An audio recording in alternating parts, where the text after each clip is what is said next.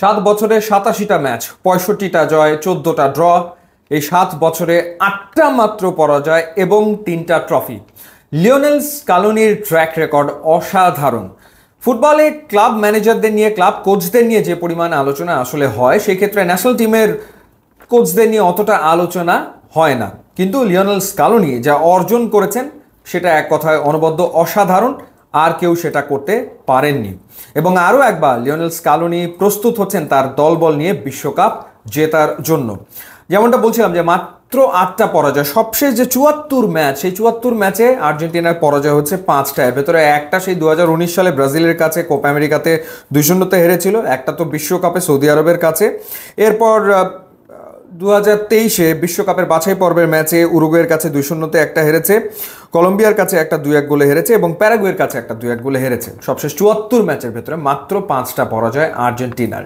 Argentina আরও একবার তৈরি হচ্ছে লিওনেল স্কালোনির অধীনে বিশ্বকাপ মাতাতে, বিশ্বকাপের জন্য। সবশেষ যে ম্যাচটা তারা খেললো, সেই ম্যাচটা তারা খেলেছে কলম্বিয়ার বিপক্ষে এবং লিওনেল মেসিকে মাঠ থেকে তুলে নিয়ে 10 জন মিলে কলম্বিয়াকে রুখে দিয়েছে আর্জেন্টিনা 1-1 গোলে, এবং গোলটা করেছেন থিয়াগো আলমাডা।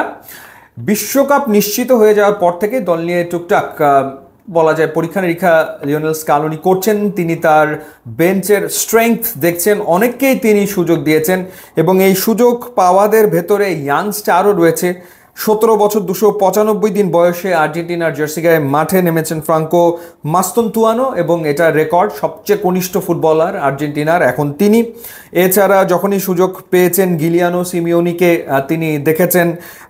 এছাড়া আমরা দেখেছি যে তিনি আনহেল কোরিয়াকে খেলিয়েছেন এবং বিভিন্ন ফরমেশনে তিনি দলকে খেলাচ্ছেন, বিভিন্ন ফরমেশনে বিভিন্ন প্লেয়ারকে সুযোগ দিয়ে দিয়ে আসলে দেখছেন, এবং তিনি নিজের মতো করে ছক কষছেন বিশ্বকাপের জন্য, আগামী বছরের জন্য। সময় মাত্র আর 1 বছর, এবং এই 1 বছরের ভেতরে তিনি তার দল গুছিয়ে ফেলবেন, সেটা তো আমরা বলতেই পারি। এবং দুর্দান্ত ফর্মে আর্জেন্টাইন ফরওয়ার্ডার রয়েছে।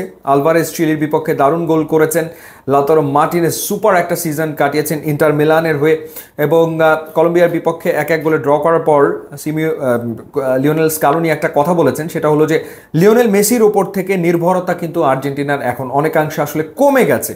সুতরাং নেক্সট ওয়ার্ল্ড কাপটা লিওনেল মেসি অনেক নির্ভর হয়ে খেলতে পারবেন। যে প্রেশার, যে চাপ তার উপরে ছিল কাতার বিশ্বকাপে, অর্থাৎ যা করার তাকেই করতে হবে, বা তাকে কেন্দ্র করে আসলে গোটা আর্জেন্টিনা দল খেলেছে। এবার আর তেমনটা হতে যাচ্ছে না। এবার আসলে বাকি যারা রয়েছেন তারা তৈরি হয়ে আসবেন এবং তারা দায়িত্ব নিয়ে খেললে মেসি একেবারে তার ক্যারিয়ারের শেষ মুহূর্তের বিশ্বকাপে অনেকটা নির্ভর হয়ে খেলতে পারবে, এবং সেটাই আসলে স্কালোনির চাওয়া। তো আর্জেন্টিনার তো বিশ্বকাপে খেলা তো নিশ্চিত হয়ে গেছেই। এখন আসলে স্কালোনি তার ওয়ার্ল্ড কাপের যে প্রিপারেশন, সেই প্রিপারেশনটা নিচ্ছেন বিশ্বকাপের বাছাই পর্বের এই ম্যাচগুলো থেকে।